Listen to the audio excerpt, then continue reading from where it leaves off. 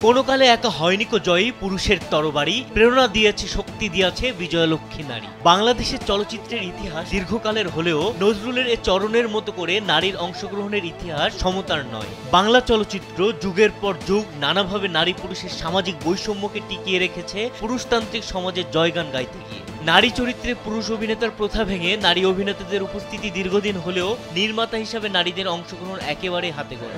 একজন নারী নির্মাতাকে কাজ করে প্রমাণ করতে হয় যে সে আসলে ভালো বানাতে পারে কিনা, যেটা আসলে একজন পুরুষ নির্মাতার ক্ষেত্রে এখনো হয় না। নির্মাতা যদি পুরুষ হয় তখন মানুষ বেশি রিলাই করে তার উপরে যে না সে পারবে। নারী আর পুরুষ যদি আপনি ধরেন তাহলে নারী নির্মাতা একটু পিছিয়ে আছে। মানুষ প্রথমে চুজ করে একজন পুরুষ নির্মাতাকে। স্যান্ডেলিনা সো, রূপচর্চায় আভিজাত্য। মেয়েদেরকেও আরো এগিয়ে আসতে হবে।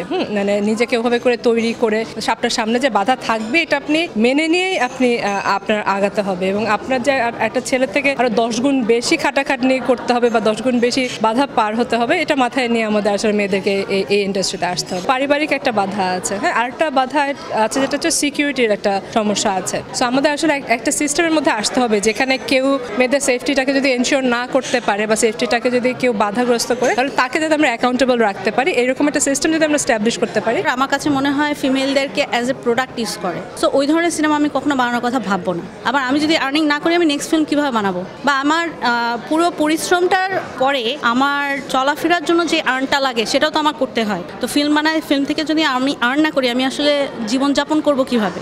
এখানে এখন ফিল্ম ডিরেক্টর আছেন, এডিটর আছেন, সেট ডিজাইনার আছেন, ক্রিটিক আছেন। সো চেঞ্জ হচ্ছে এবং আশাবাদী আরও হবে। একটু প্রতিবন্ধকতা আছে। আমরা রাত হলে একটা ছেলের জন্য প্রবলেম হয় না, কিন্তু একটা মেয়ের জন্য প্রবলেম হয়। রাত হলে বের হবে, এটা চিন্তা করতে হয় আসলে।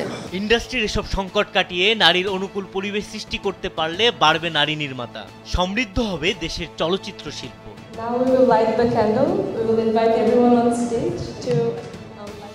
তৌফিক মেজবা, কালবেলা।